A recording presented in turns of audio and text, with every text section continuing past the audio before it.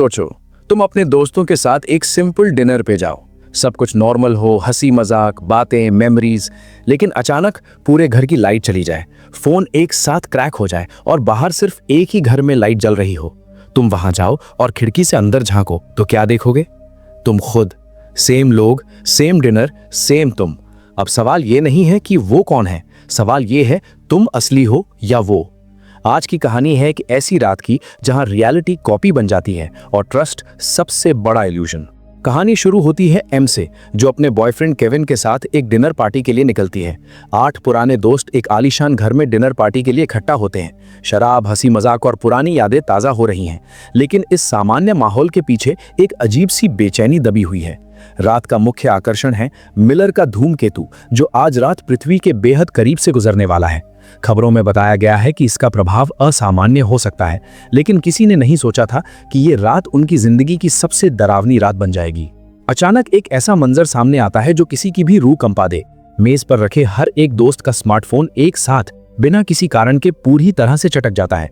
Screen पर मकड़ी के जाले जैसे निशान उभर आते हैं। सब हैरान हैं, क्या ये कोई तकनीकी खराबी है या कुछ और? इससे पहले कि वो कुछ समझ पाते, पूरे इलाके की बिजली गुल हो जाती है। चारों तरफ घना अंधेरा छा जाता है। बाहर का सन्नाटा ऐसा है जैसे दुनिया थम गई हो। घर के अंदर का माहौल अब पूरी तरह से बदल चुका है। घबराहट और उलझन के बीच एम और उसके दोस्त महसूस करते हैं कि कुछ तो बहुत गलत हो रहा है। तभी दूर सड़क के दूसरी तरफ उन्हें एक घर दिखाई देता है जहां अभी भी रोशनी जल रही है। वह पूरे मोहल्ले में एकमात्र घर है जिसमें बिजली है। फैसला लिया जाता है कि कुछ पुरुष उस घर तक जाएंगे और पता लगाएंगे कि क्या वहां फोन काम कर रहा है या वहां की स्थिति क्या है। वे अंधेरे में बाहर निकलते हैं और बाकी लोग घर के अंदर सांसें थामे इंतजार करते हैं। कुछ देर बाद वे वापस लौटते हैं, लेकिन उनके चेहरे पर खौफ साफ पड़ा जा सकता है। वे अपने साथ एक डिब्बा लेकर आए हैं जिसे उन्हें उस दूसरे घर के पास पड़ा मिला था। जब वे उसे खोलते हैं तो अंदर का नजारा देखकर सबकी चीख निकल जाती है। उस डिब्बे के अंदर एक नोट और एक फोटो है। फोटो में वे लोग उसी घर के अंदर बैठे हुए दिखाई देते हैं, ठीक वैसे ही जैसे वे अभी बैठे हैं, लेकिन उन्होंने ये फोटो कभी खिंचवाई ही नहीं थी। इसका मतलब क्या है? क्या कोई उन्हें चुपके से देख रहा है या फिर कुछ ऐसा घटित हो रहा है जिसे विज्ञान भी नहीं समझ सकता? उन्हें एहसास होता है कि जो लोग बाहर गए थे वे शायद जिस घर में गए वह बिल्कुल वैसा ही था जैसा उनका अपना घर। अंदर बैठे लोग भी बिल्कुल वही थे। सस्पेंस अपनी चरम सीमा पर है और उन्हें समझ नहीं आ रहा कि वे कौन हैं और वे दूसरे कौन हैं। ज्यों ही वे लोग उस रहस्यमयी डिब्बे को देखते हैं, कमरे का तापमान मानो गिर जाता है। फोटो को ध्यान से देखने पर पता चलता है कि वो कोई पुरानी फोटो नहीं बल्कि बिल्कुल अभी की है। उस फोटो में वे लोग उसी तरह बैठे हैं जैसे अभी बैठे हुए हैं, लेकिन फोटो में एम के हाथ में एक खास तरह का पेन है जो उसने अभी अभी अपनी जेब से निकाला था। सस्पेंस और डर का माहौल गहराता जा रहा है। क्या ये कोई मजाक है? कोई उन्हें देख रहा है या फिर कुछ ऐसा घटित हो रहा है जो इंसानी समझ से बाहर है? तभी माइक और केविन बाहर से वापस आते हैं। उनकी सांसें फूली हुई हैं और चेहरे पर खौफ साफ दिख रहा है। वे बताते हैं कि जब वे सड़क के उस पार वाले घर के पास पहुंचे तो उन्होंने खिड़की से अंदर झांका और जो उन्होंने देखा उसने उनके पैरों तले जमीन खिसका दी। उस घर में बिल्कुल वही लोग बैठे हुए थे, वे खुद, वही दोस्त, वही बातचीत, वही खाना, वही माहौल। उन्होंने खुद को ही किसी दूसरे घर में बैठे हुए देखा था। अब कमरे में मौजूद हर व्यक्ति कांपने लगता है। क्या वे किसी समानांतर दुनिया यानी पैरेलल यूनिवर्स में फंस गए हैं? क्या धूमकेतु की ऊर्जा ने वास्तविकता की परतों को फाड़ दिया है? वे एक दूसरे से बहस करने लगते हैं। कुछ का मानना है कि ये कोई सामूहिक मतिभ्रम है, तो कुछ को लगता है कि कोई उनके साथ बहुत ही खतरनाक खेल रहा है। एम सबसे ज्यादा घबराई हुई है। उसे अपनी ही पहचान पर शक होने लगता है। अगर एक और मैं वहां बाहर है तो असली कौन है? तनाव इतना बढ़ जाता है कि वे घर से बाहर निकलने की हिम्मत नहीं जुटा पाते। बाहर का अंधेरा अब और भी ज्यादा घना और भयावह लगने लगता है। तभी उन्हें बाहर से किसी के चिल्लाने की आवाज सुनाई देती है। कोई दौड़ता हुआ उनकी खिड़की के पास आता है। वे सभी डर के मारे सोफे के पीछे दुबक जाते हैं। बाहर से आने वाली आवाज उनकी ही आवाजों जैसी है, लेकिन वे पूरी तरह से डरे हुए हैं। कोई बाहर से दरवाजे को खटखटाता है और उनसे मदद मांगता है, लेकिन एक बहुत बड़ा नैतिक संकट खड़ा हो गया है। अगर वे दरवाजा खोलते हैं तो क्या वे खुद को ही अंदर आने देंगे? क्या बाहर वाले हम हैं या वे? एम धीरे से खिड़की के पर्दे को हटाती है और बाहर की ओर देखती है। उसे दूर तक बस अंधेरा दिखाई देता है, लेकिन फिर अचानक बिजली का एक फ्लैश होता है और उसे सड़क पर दर्जनों घर दिखाई देते हैं, जिनमें से हर एक घर में बिल्कुल वही लोग बैठे हैं जो यहाँ बैठे हैं। ये सिर्फ एक घर नहीं बल्कि सैकड़ों ऐसी वास्तविकताएं हैं जो एक साथ टकरा रही हैं। किसी को भी नहीं पता कि किसका वर्जन असली है। वे एक दूसरे की ओर शक की निगाहों से देखते हैं। क्या जो व्यक्ति उनके बगल में बैठा है वो वही है जिसे वे सालों से जानते हैं, या वह दूसरे घर से आया कोई बहुरूपिया है। भरोसे की दीवार पूरी तरह ढह चुकी है। कमरे के अंदर की हवा अब भारी और दम घोंटू हो चुकी है। आठों दोस्त अब एक दूसरे की आंखों में वो भरोसे की चमक नहीं देख पा रहे जो कुछ घंटे पहले तक थी। शक का बीज इतना बड़ा हो गया है कि हर छोटी हरकत पर सवाल उठाए जा रहे हैं। क्या जिस व्यक्ति ने अभी पानी का ग्लास उठाया है वो वही है जिसके साथ आप सालों से दोस्त हैं, या क्या वो कोई ऐसा है जो उस दूसरे घर से छिपकर अंदर आ गया है। एम एक कोने में बैठकर अपनी डायरी में सब कुछ नोट करने की कोशिश करती है। उसका दिमाग काम नहीं कर रहा है। उसे याद आता है कि धूमकेतु के गुजरने के साथ ही एक डिसकंटिन्यूटी या वास्तविकता में टूट आई है। इसका मतलब है कि वे एक ऐसी जगह आ गए हैं जहां हर छोटी सी पसंद या फैसला एक अलग वास्तविकता बनाता है। हर बार जब वे घर से बाहर कदम रखते हैं या अंधेरे में गुम होते हैं तो वे संभवतः एक अलग आयाम यानी डायमेंशन में प्रवेश कर रहे होते हैं। तभी कमरे का दरवाजा एक जोरदार धमाके के साथ बजता है। वे सभी एक साथ चौंक जाते हैं। बाहर कोई खड़ा है। वे धीरे धीरे दरवाजे के पास जाते हैं, हथियारों के नाम पर हाथ में चाकू और भारी बर्तन लेकर। दरवाजा खोलने की हिम्मत किसी में नहीं है। अचानक बाहर से एक आवाज आती है। वही आवाज, वही लहजा, बिल्कुल वैसा ही जैसा उनमें से एक दोस्त बेन का है। वह अंदर आने के लिए गिड़गिड़ा रहा है। अंदर बैठा बेन चिल्लाकर कहता है, मैं यही हूं, तो तुम कौन हो? बाहर वाले बेन का जवाब आता है, मैं तुम ही हूं, पर मैं घर से बाहर गया था और रास्ता भटक गया, अंदर आने दो। ये स्थिति बेहद खौफनाक है। अगर उन्होंने उसे अंदर आने दिया तो क्या होगा? क्या दो एक जैसे इंसान एक ही कमरे में रह सकते हैं, या फिर प्रकृति का कोई नियम उन्हें मिटाने के लिए मजबूर कर देगा? वे लोग एक बहुत ही डरावना फैसला लेते हैं। वे उसे अंदर नहीं आने देंगे। लेकिन बाहर वाला बेन हार मानने को तैयार नहीं है। वह दरवाजे को पीटने लगता है और अचानक कांच के टूटने की आवाज आती है। किसी ने पीछे के दरवाजे से अंदर घुसने की कोशिश की है। घर के अंदर भगदड़ मच जाती है। अंधेरे में पहचानना मुश्किल है कि कौन अपना है और कौन पराया। एम को लगता है कि उसे कुछ दिखाई दे रहा है, एक छाया, एक आकृति जो बिल्कुल उसके जैसी दिखती है, लेकिन वो आकृति एक और छाया के पीछे भाग रही है। ये एक भूल भुलैया है जहां कोई बाहर निकलने का रास्ता नहीं है।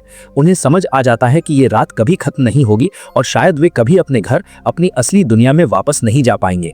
सस्पेंस और डर का ये चक्र अब और भी तेज होता जा रहा है, क्योंकि उन्हें पता चलता है कि यहाँ एक नहीं बल्कि अनगिनत हम मौजूद हैं। कमरे के अंदर तनाव अब एक हिंसक मोड़ पर पहुंच चुका है। जो 8 दोस्त एक दूसरे के लिए जान देने को तैयार थे, अब वे हथियारों की तरह रसोई के चाकू और भारी चीजों को पकड़कर एक दूसरे पर शक कर रहे हैं। एम एक कोने में छिपकर देख रही है कि कैसे हालात पूरी तरह से काबू से बाहर हो चुके हैं। वे अब नहीं जानते कि कमरे के अंदर कौन असली है और कौन बाहर से आया प्रतिरूप है। विश्वास की नींव पूरी तरह ढह चुकी है। तभी सामने के दरवाजे पर जोर जोर से दस्तक होने लगती है, लेकिन इस बार जो आवाज आ रही है वो किसी अजनबी की नहीं बल्कि उनके अपने ही साथियों की है जो कुछ मिनट पहले बाहर गए थे। वे अंदर आने के लिए गुहार लगा रहे हैं, लेकिन अंदर बैठे लोग जो पहले से ही वहां थे अब बिल्कुल पागलों की तरह व्यवहार कर रहे हैं। उन्होंने मान लिया है कि बाहर वाले लोग नकली हैं और वे उनकी दुनिया पर कब्जा करने आए हैं।